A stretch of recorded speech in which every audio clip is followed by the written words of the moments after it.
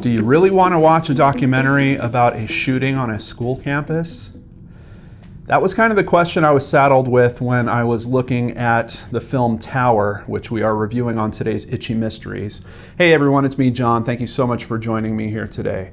And I'm very, very happy that I decided to watch this film. I think this film is extremely strong on many, many levels. Before we get talking about those things, let me read the bio or the synopsis from IMDb for you real quick. Animation, testimony, and archival footage combine to relate the events of August 1st, 1966, when a gunman opened fire from the University of Texas clock tower, killing 16 people. Now, initially I was wondering, I'm like, is this one of the earliest shootings that we've had on a school campus? I did a quick Wikipedia search, and unfortunately, no. There are shootings dating all the way back to the 1700s, 1800s. But in terms of what we see nowadays on the news for shootings that happen at schools, this story is extremely relatable.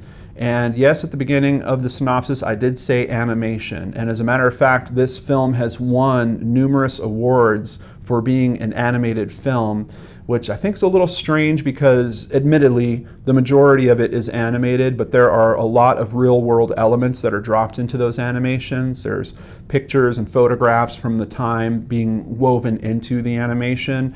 And towards the end of the film, it becomes much more like a traditional documentary where you have people that were actually there at the time and them talking about it. So there's this kind of interesting transition that happens from the animated world to modern reality that is very, very interesting. I gotta say, the first 5 minutes I had this thing on, I was worried because I just had this question in my head that kept hitting me about, is animation really the best way to tell a story like this, to get people to, you know, try to relive some of the realities of what happened on that campus way back then?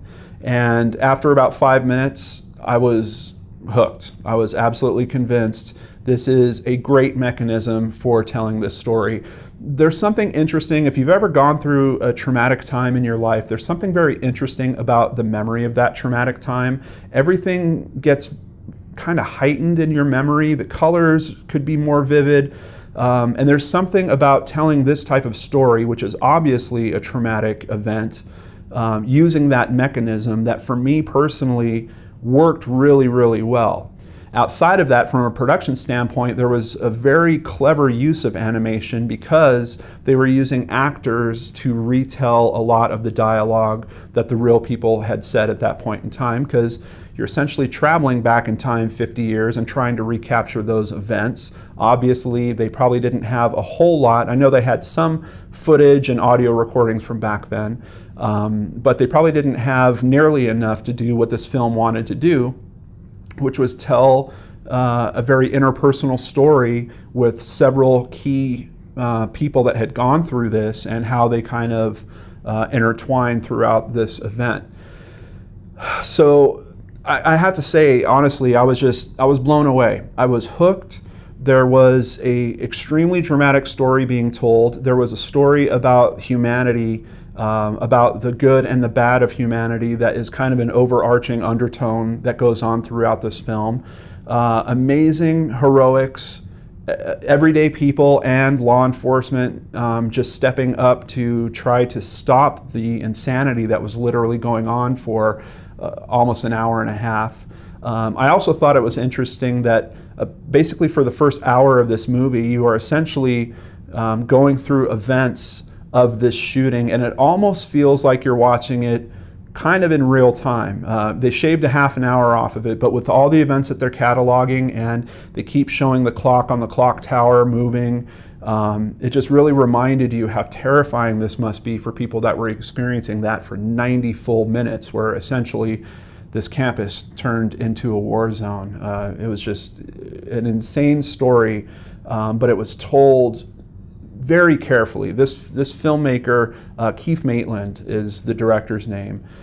He deserves all the awards that he's won and then some. I can't believe that this didn't get noticed by the Academy Awards, quite honestly. This is an extremely, extremely strong film.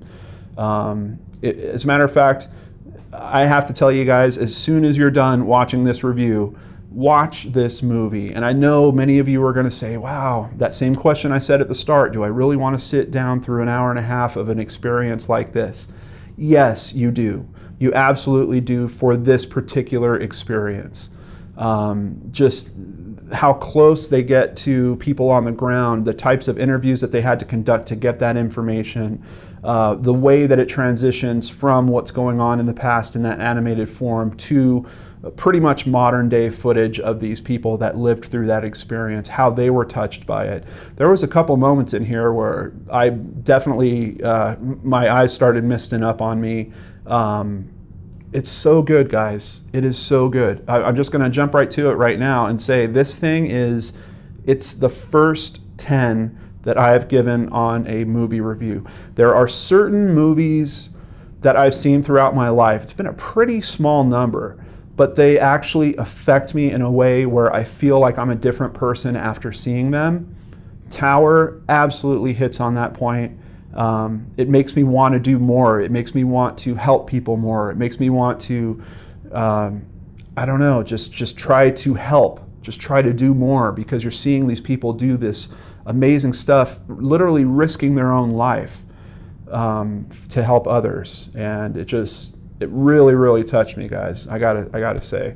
Another interesting aspect to it are, I review a lot of true crime documentaries, and there's not a lot of times where I say, yeah, I would watch that again. It's a pretty low number where I'd say that's a movie that was so good in this particular genre that I would watch it again. This one, absolutely, I would watch it again. I'm just about ready to head back over to the desk and kick it back on right now. It is seriously that good, artistically, dramatically. The tension in this film just is constantly riding because you're just wondering, how are they going to stop this guy? When is this going to end?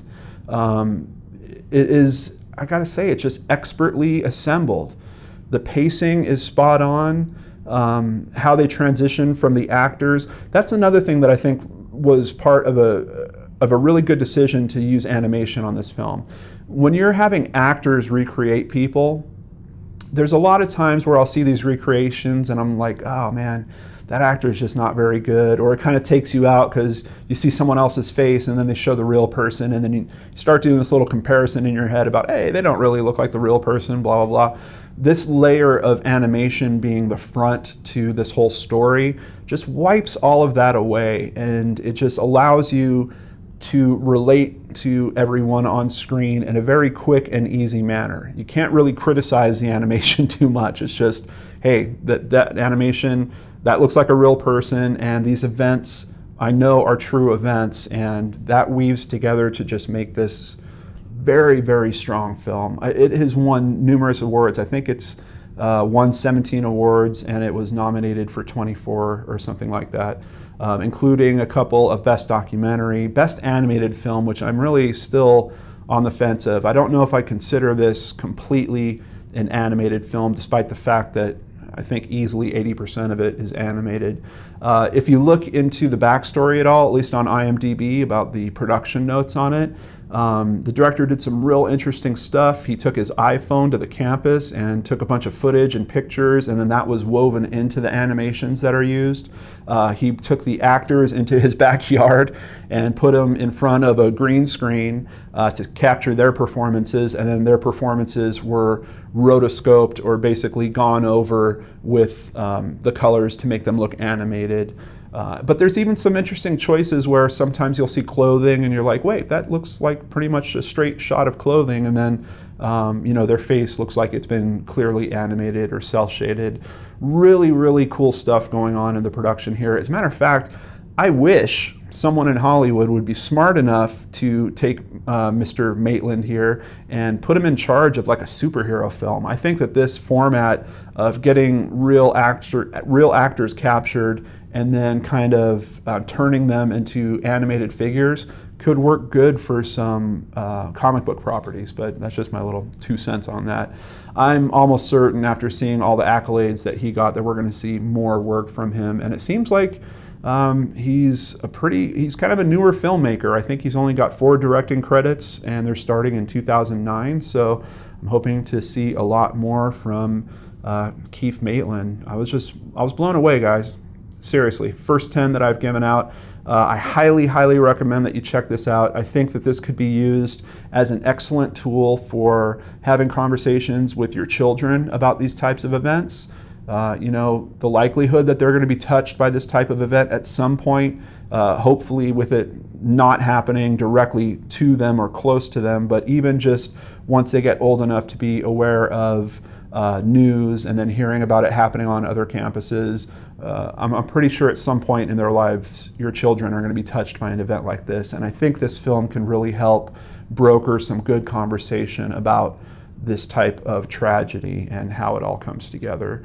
I also really appreciated that they didn't demonize the shooter, but they didn't glorify the shooter either. They took a very methodical approach to releasing information about the shooter. There's not a whole lot of details you're going to get about him, but there is a very good summary given by one of the key people in this film. And she was a victim of being shot by him, and just getting her input at the end of the film about how she feels about him.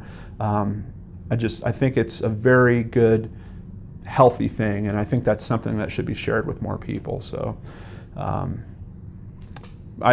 can't say enough, guys. You really have to check this out. I know it's a tough topic, but I'm telling you, very few films grab me like this, and I'm pretty sure it's going to grab you the same way.